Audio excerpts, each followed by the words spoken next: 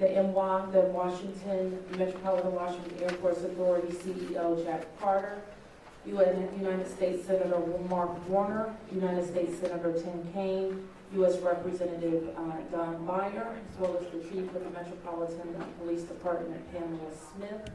And we are joined by first responders from across the metropolitan Washington region. I speak for all of us when I say, and certainly all Washingtonians, how very sad we are for American Airlines, for the United States Department of Defense, and for all Americans for the loss of life that happened with the collision of these aircrafts. We know that includes families from across our region as well as in Kansas and across the country. This morning we all share in a profound sense of grief. I do want to thank the first responders who acted quickly last night, who ran towards danger, went into a very frigid river, and have worked throughout the night. Chief Donnelly reported in last night's briefing that we have a strong mutual aid agreement in our region, and those teams have worked together throughout the night in really tough and heartbreaking conditions. And we should all thank them for their heroic efforts. So we'll have several updates today. I'm first going to turn to the Secretary of Transportation, Sean Duffy, and then you will hear directly from Chief John Donnelly with the situation update. Thank you, Mayor. Again, Sean Duffy here, Secretary of Transportation. We wish we were gathering for different purposes today.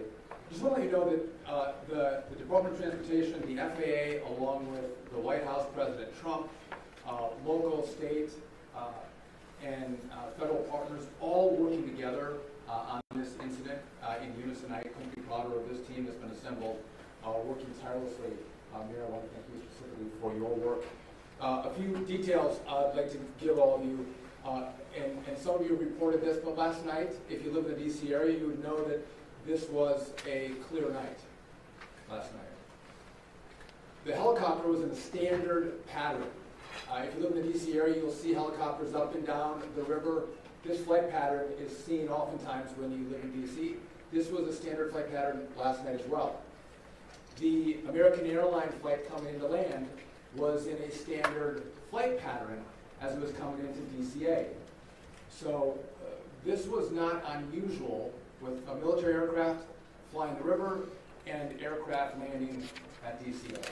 And again, if you live in the area, you will see that frequently with those two aircraft working together.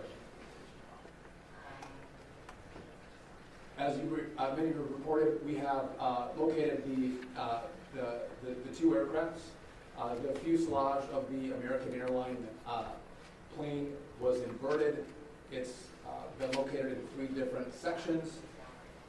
It's in about waist-deep water, so that recovery is going to go on today.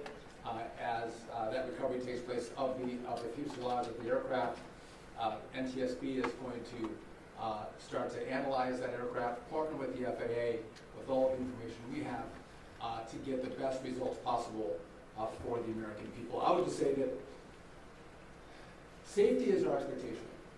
Everyone who flies in American skies expects that we fly safely, that when you depart an airport, you get to your destination.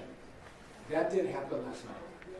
And I know that President Trump, his administration, the FAA, the DOT, we will not rest until we have answers for the families and for the flying public. You should be assured that when you fly, you're safe. Thank you.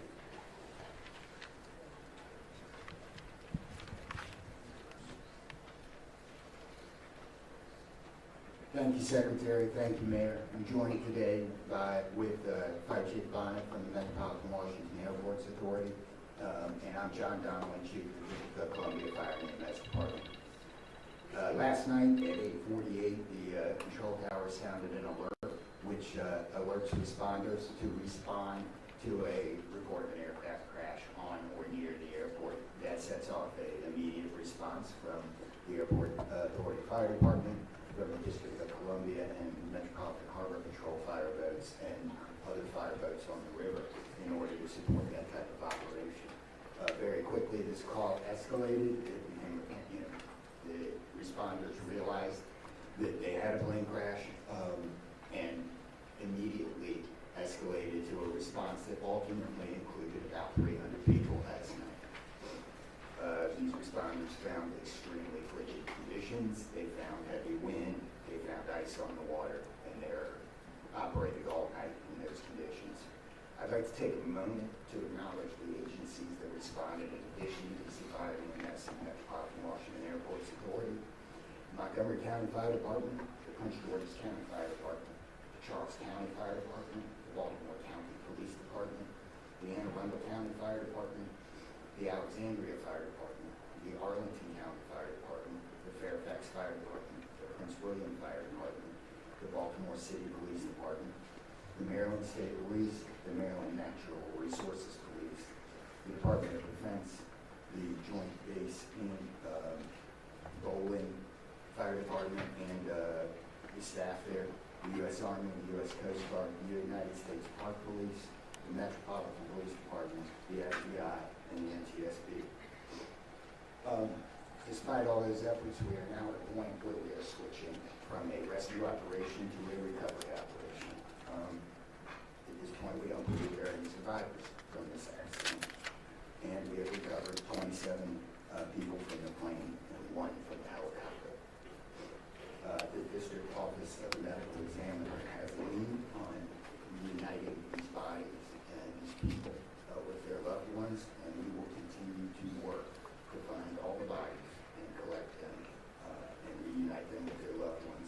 We should also acknowledge that the Virginia Medical Examiner and the Army Medical Examiner are involved in this operation and a very important part of getting people identified.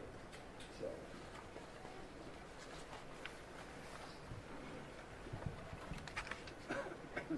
Our hearts are certainly with all of the crew in American Airlines, and we'll hear from CEO Isom. Thank you, Mayor. Good morning. I'm Robert Isom, the CEO of American Airlines. I want to express my sincere condolences for the accident that happened at D.C. last night. We're absolutely heartbroken for the family and loved ones of the passengers and crew members, and also for those that work on military aircraft. Our focus right now is doing everything that we can to support all of those involved and also the PSA Airlines team. This is devastating. It's, we are all hurting incredibly. We urge any family and friends looking for information about their loved ones to call our designated helpline, and that's at 1-800-679-8215, 1-800-679-8215. And here's what I can share at this early stage. American Eagle Flight 5342, operated by PSA Airlines, traveling from Wichita, Kansas to Reagan National Airport, was involved in an accident just before 9 p.m. local time on final approach into Reagan National. It collided with a military aircraft on an otherwise normal approach. And at this time, we don't know why the military aircraft came into the path of the PSA aircraft. Flight 5342, a CRJ 700, was under the command of 4 crew members. They carried 60 passengers, as you know, for a total of 64 people on board. In addition to local resources already here in D.C., American Airlines has activated our care team, and that's a group of specialists that are trained to support these types of responses. These team members are on site or arriving soon. And additionally, we have members of our GO team that are on ground here in D.C., and they're being deployed with resources to do everything that we can to take care of the needs of the families and the loved ones of the passengers and crew members. And that is our sole focus.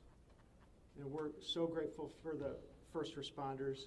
They've been working through the night, courageous efforts.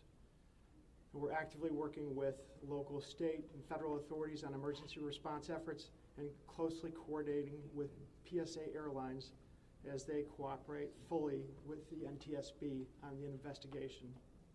I know that there are many questions. At this early stage, I just won't be able to answer many, but we'll provide additional information as it comes. Thank you. I want to introduce the Metropolitan Washington Airports Authority CEO, Jack Potter. The authority manages Reagan Washington National and Dulles International. Good morning and thank you, Mayor. First, let me begin by expressing our condolences for all the victims of this flight and for their families. There's a lot of grieving going on, and so we're very sympathetic to that. I want to echo what was said about the first responders. When there's a problem in this area, everybody drops everything and they rush to wherever the problem is. So I want to thank the chief, the entire team from Washington, D.C., but just as important, the list of folks that the chief described.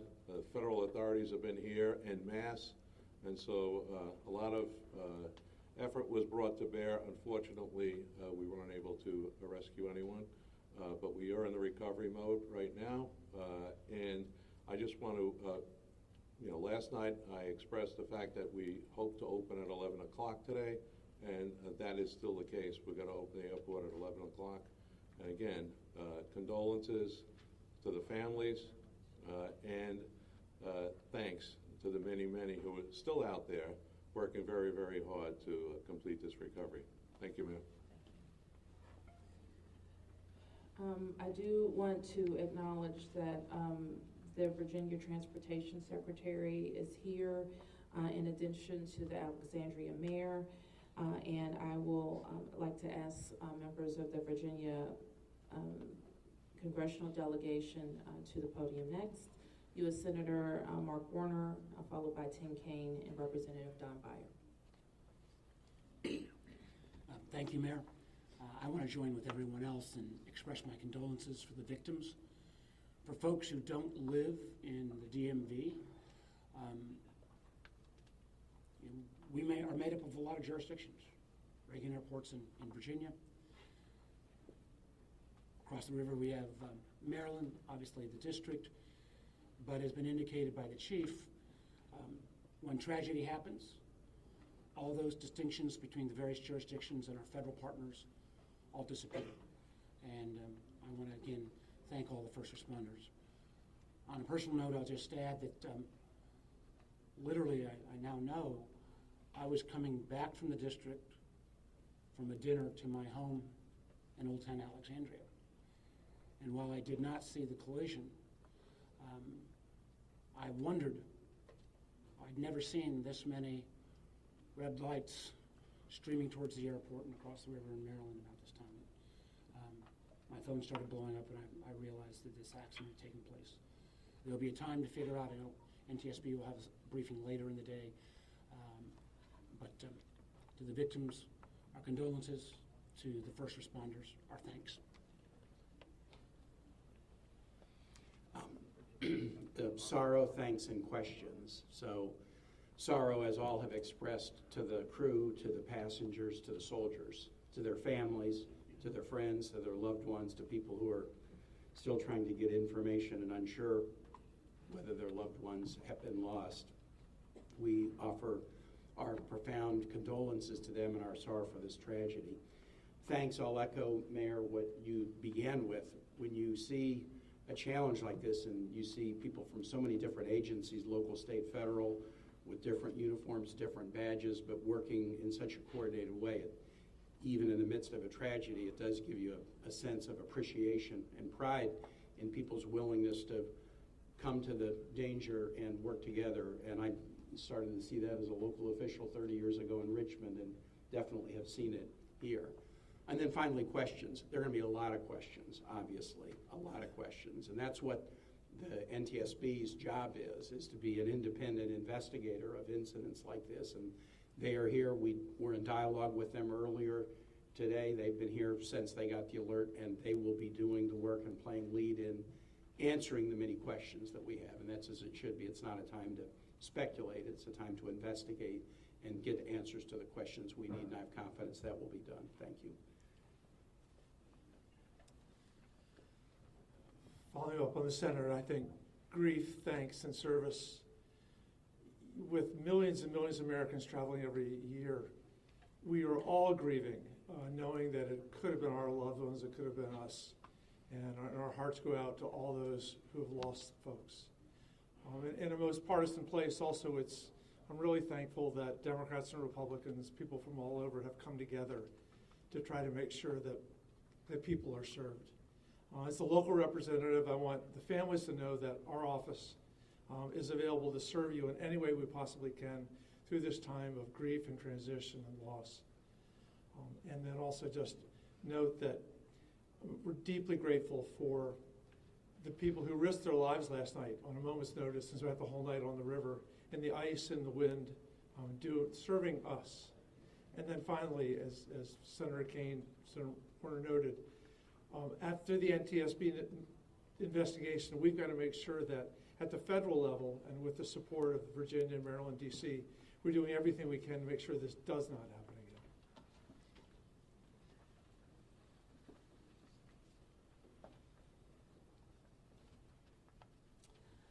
So with that, it's been said already that the National Transportation Safety Board becomes the lead agency in the investigation. Our jurisdiction in DC, where the crash occurred over the river, concludes as we, in the leadership role of the Unified Command, as we shift to a recovery effort. We expect the National Transportation Safety Board to provide briefings to the press later in the day. So at this point, we can take a few questions. Yes? Can you say without a shadow of a doubt that people are safe to fly? What we can talk about today is what happened here with the collision of these vehicles. We've said what we know, and that the National Transportation Safety Board continues to investigate.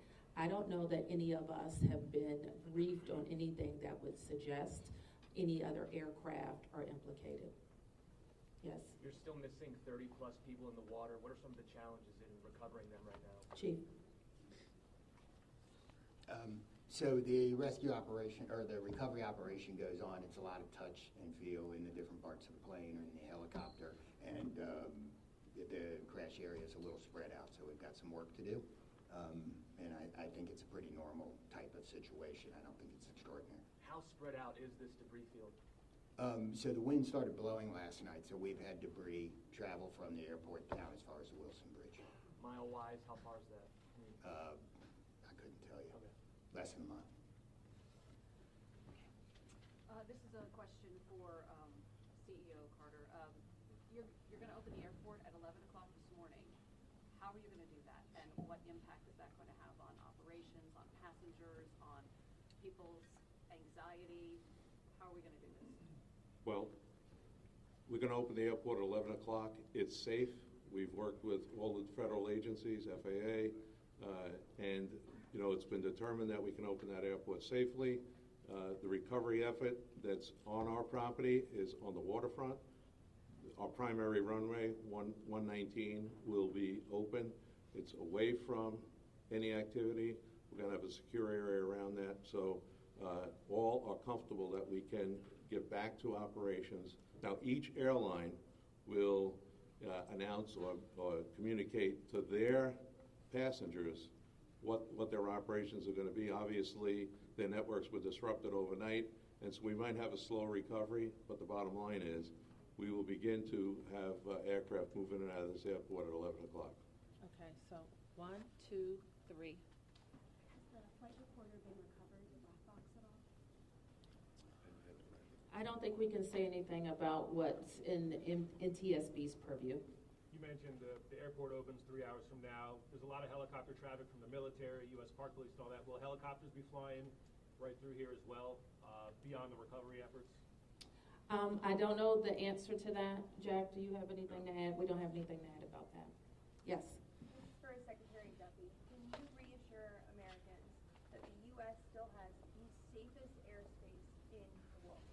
So the question is, can I guarantee the American flying public that the United States has the most safe and secure airspace in the world? And the answer to that is absolutely, yes, we do. We have early indicators of what happened here, and I will tell you with complete confidence, we have the safest airspace in the world. When it comes to informing these families who've tragically lost their loved ones, what has that looked like so far? Have any of them been informed? The flight manifest, is there any details you can provide on that front? Can you add anything? All I can say is that we have published the 1-800 number. We have family assistance centers set up here in DCA. We do in Wichita as well. I'm not at liberty to give the number of families that have been that have used those services, but we are making that use. We have over 100 team members that are either here or on their way that are specially trained to work with family members, handle travel arrangements, hotel arrangements, incidentals, to make sure that we're taking care of people in any way that they can. As you know, as our teams are hurting and suffering, as our passengers and their families need assistance, we're doing everything we can. I don't have any more information on that right now. Mayor? You're next. Chief Donnelly, can I ask you to describe the next phase of the investigation? How confident are you that you'll be able to recover all 67 of these bodies? And can you speak to some of the debris that's also being pulled out of the river? We understand there are some suitcases, some other things that have been pulled out from the river. And I would like to ask anyone here, perhaps the Transportation Secretary or Mr. Isom, if we know anything about these victims, age ranges, nationalities, anything of that nature. So the next phase of this operation is going to be led by the NTSB. All of us are working together, though, to search the area and find the victims. I'm confident that we will do that, and that will take us a little bit of time, though. It may involve some more equipment. As far as the things being collected, I don't have personal knowledge. I know that we have been collecting debris that you would expect to see from a plane. Okay, anything about the victims? So the question is about the victims. The NTSB is going to lead that portion of the contact with the victims. I believe American is going to be involved with that as well, and so will the FAA and the Department of Transportation. Secretary Duffy, we're going to take some questions over here. 1, 2, 3, 4. For Secretary Duffy, the flight path that the helicopter was on, is that a common flight path, and is it normal for helicopters to get clearance to cut across busy approach paths? So I don't know if you all could hear the question. It's a question about the flight path of the helicopter.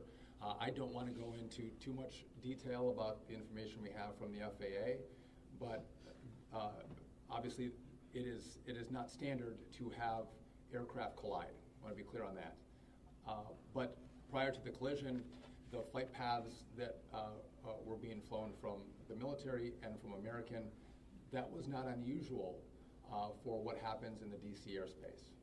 And as this investigation moves forward, we will be able to provide more information to you about the details of that statement. I wanted to follow up on that question regarding the flight path, because you said it's standard. So can you speak to the conversations with the air traffic control? Were there blind spots here? I don't know if you can expand. So the question is, were there blind spots with air traffic control? I don't want to make statements about that. I don't lead into that answer. But again, I think whether it was air traffic control, whether it was military aircraft, helicopters, or the American flight, everything was standard in the lead up to the crash. Now, obviously, there was something happened here. You'll get more information and more details as this investigation moves forward. We'll learn what happened. But again, those who live in the DC area, we see military helicopters fly up and down the river. It's a standard path that they fly. They're used to aircraft landing at DCA, and there's a procedure in place because this happens every day. Something went wrong here. I look forward to the time and point when we can give you that information, but I don't want to comment on that right now. Okay, next. Senator Payne,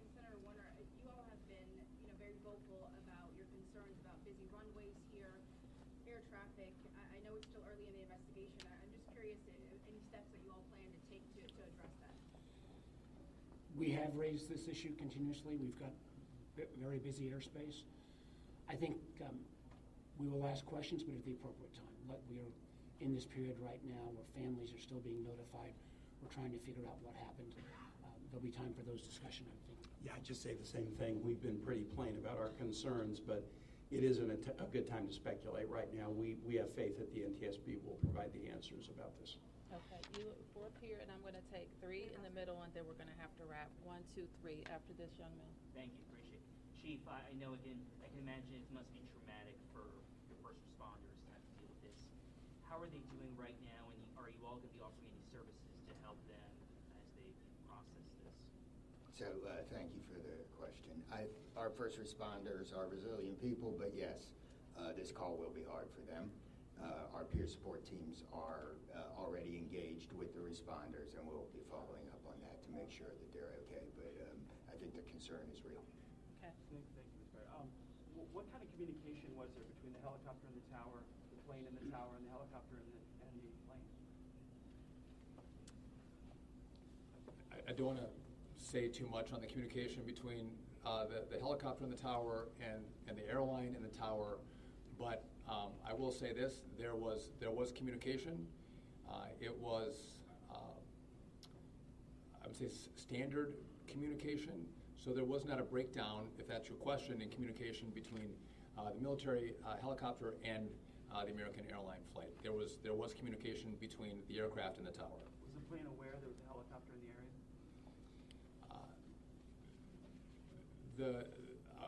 I would say the helicopter was aware that there was a plane in the area.